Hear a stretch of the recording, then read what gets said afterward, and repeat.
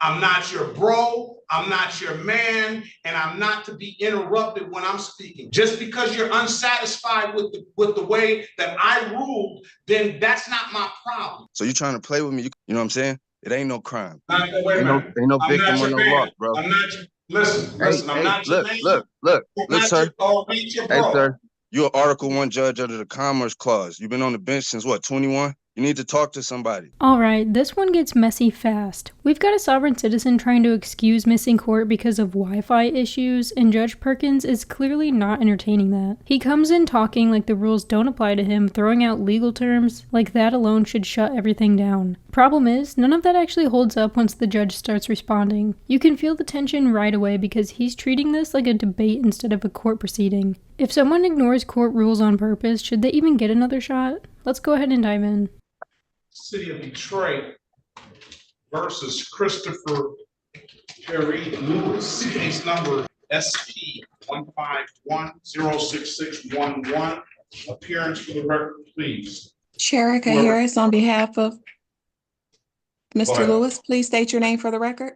I don't have an attorney. I'm representing myself. I articulated that at the last hearing. Today is the date and time set for a ring on the bench warrant. I'm going to enter not guilty plea on his behalf. I'm going to give him a $0 bond.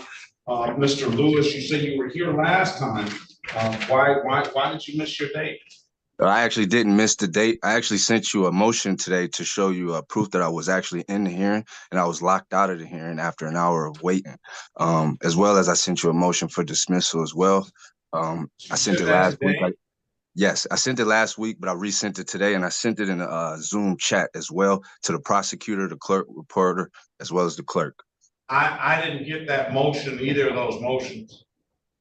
Is there any way you have availability to look at the Zoom message, right? I sent it to not only your email, but the Zoom chat as well. I need it in my email. I don't sent it twice. I could tell you my email if you want to search it, but you should have it twice in your email. I resent it. What's your email? What's your email? Chris, CHRISLEWIE, Midtown, that's MIDTOWN @gmail. Chris CHRISL, right? Yes, EWIE. I don't have it. Okay, I'm resending it at the moment. I'm gonna put my email address in the chat and I'll put my email so you'll have it, and send that to me, and I'll have an opportunity to read that.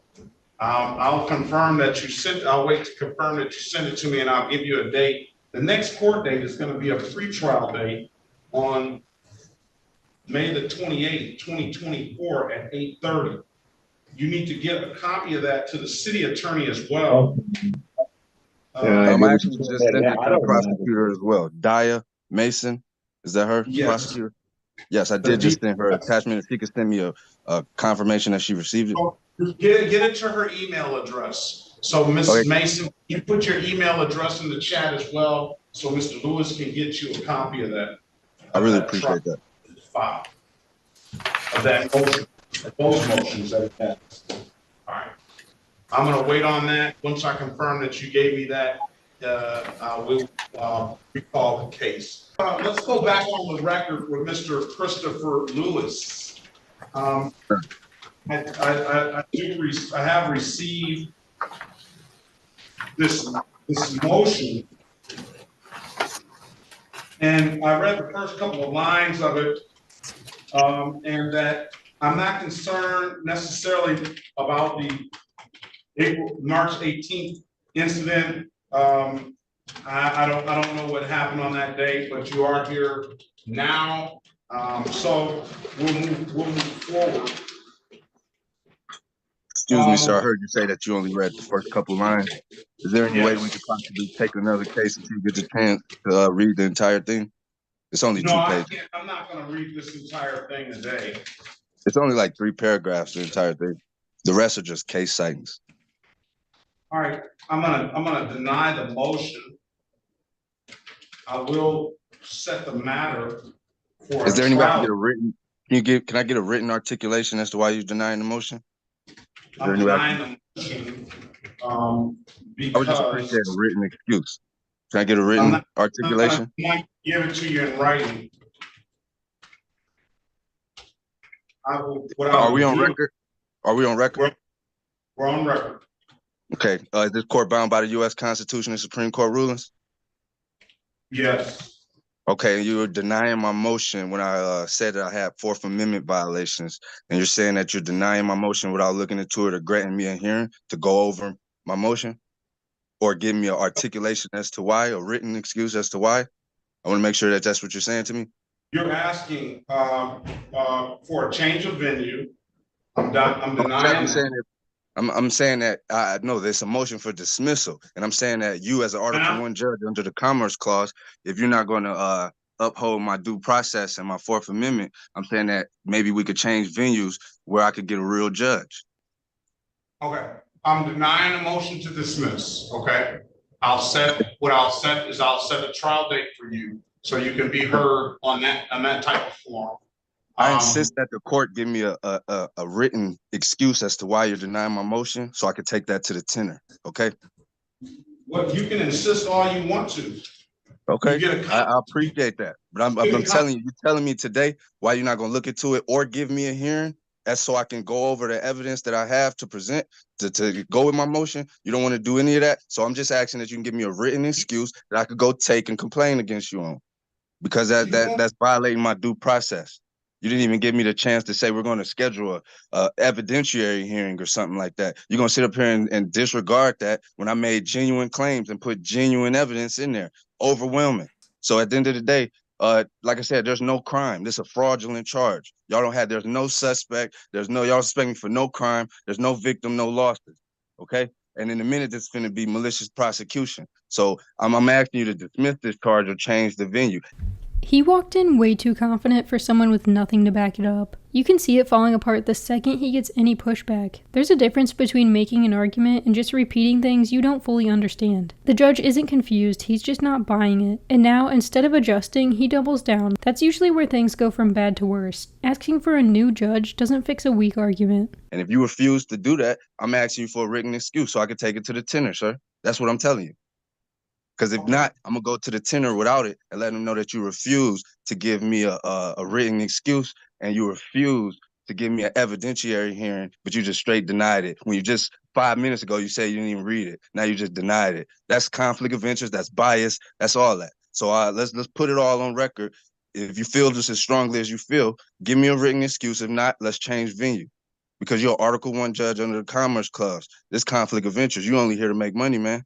You know what I'm saying? It ain't no crime. Wait a minute. Ain't no victim or no loss, bro. I'm not your, listen, I'm not your man.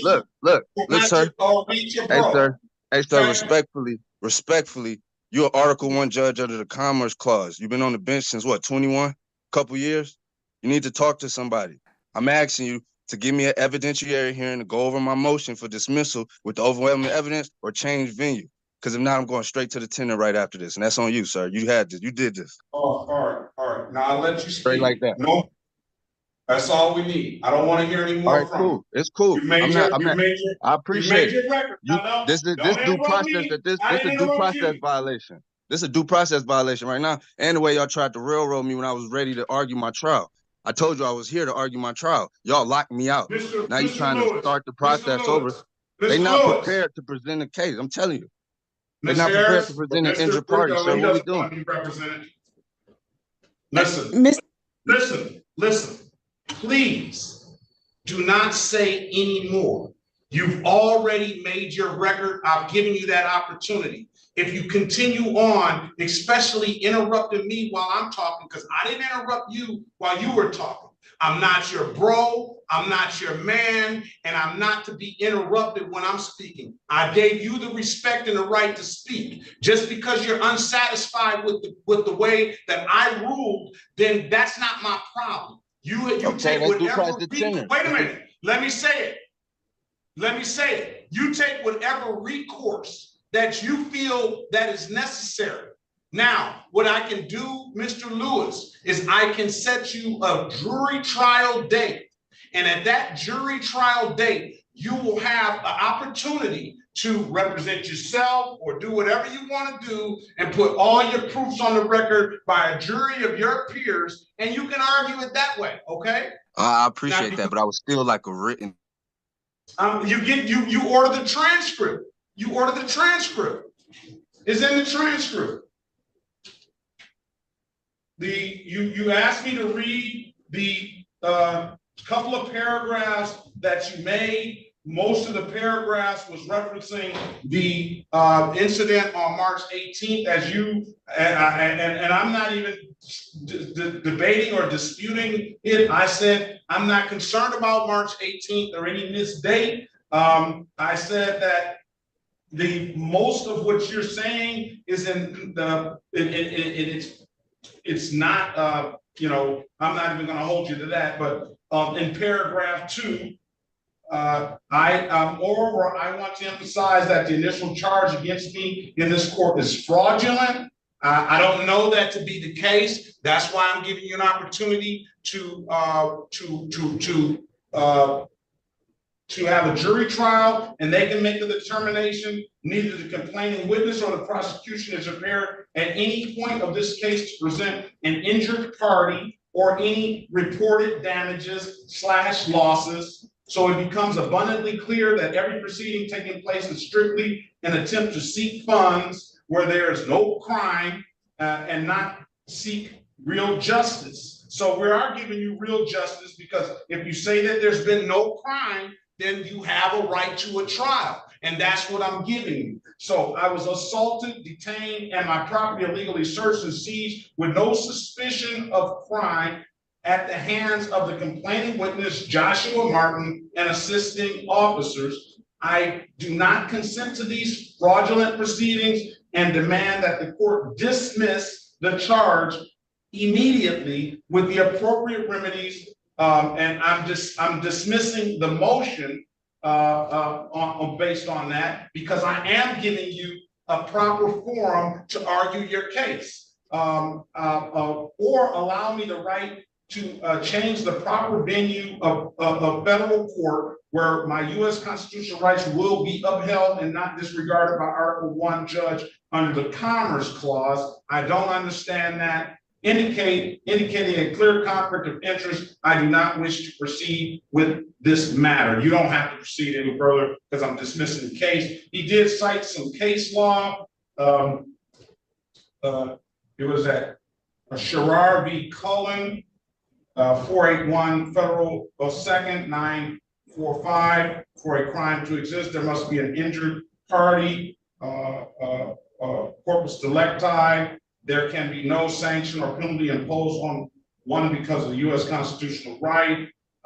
Louisville versus Motley, 211 U.S. 149, South 29 S period court CT 42.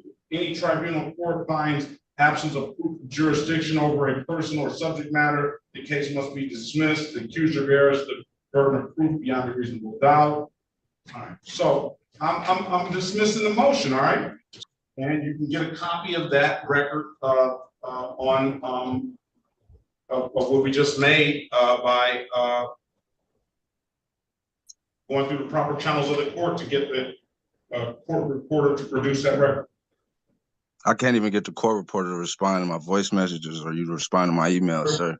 He's dragging this out like there's still a chance it turns in his favor. You can tell the patience is getting thin. There are actual consequences for filing things that don't hold up, and he's getting close to that line. But he keeps acting like the rules don't apply to him. That mindset is exactly what gets people in deeper trouble in court. And doing this over Zoom definitely makes him more comfortable than he should be. This doesn't go the same way in person. He's not going to respond to your voice message. The court reporter is going to respond to you coming down. The 36th district told me to call her today, that I was locked out of my trial date. I had a scheduled trial. The court told me to call her that day, and I called her that day, and she still hasn't responded. So I'm trying to see if the court that you work for is trying to tell me how the appropriate channels, and then y'all doing it different in y'all court. What am I to do? I think you're talking about the court clerk and not the court reporter. This is a distinct. Yeah, I was told to call the clerk the day that I was locked out. The moment I was locked out. We've moved past that getting locked out. But that was my trial date. Yeah, so I'm How giving you soon can I get another. another trial date, sir? How soon can I get another trial date? That's what I'm asking. That's what we're trying to do now. A jury trial. I'm gonna let the jury of his peers hear what he has to say. July 23rd, 2024 at 9 a.m. July 23rd. Yeah, 2024 at 9 a.m. We'll have a final pretrial the day before. Why would we need a final pretrial? Why would we need a final pretrial? Because I said I wanted one. But that's how you protecting your interest. You protecting your interest, and you're gonna dismiss it on that day. So you're trying to play with me. You could dismiss it today, sir. God. You literally, look, but A final pretrial 8:30. You are Miss literally Mason. violating my due process. You can't even give me a written excuse, but you're going to all this whole. Mr. Lewis, I know you don't want counsel, but is it possible we could talk in a breakout? Excuse me, ma'am. I do. Excuse me, ma'am. I am in pro se. I'm in pro se. Go wherever you want to. Final pretrial I July am. It's all good. 22nd. And trial date is going to be July 23rd. All the parties must appear on the final pretrial date, and the jury, and that can be on Zoom. And the next day, the jury trial date is in person. Have a very good day, Mr. Green. Best of luck to you. That's not my name. Put him out the room, please. So yeah, he stood out for all the wrong reasons. That level of confidence without substance is hard to watch. At some point, ignoring reality catches up. Court doesn't bend just because someone insists it should, and he's pushing that limit. Do you think he actually believes any of this, or is he just trying anything to get out of it? Either way, it's not helping him. Let me know what you guys think down in the comments. Thanks so much for watching. Don't forget to like and subscribe, and I'll catch you in the next one.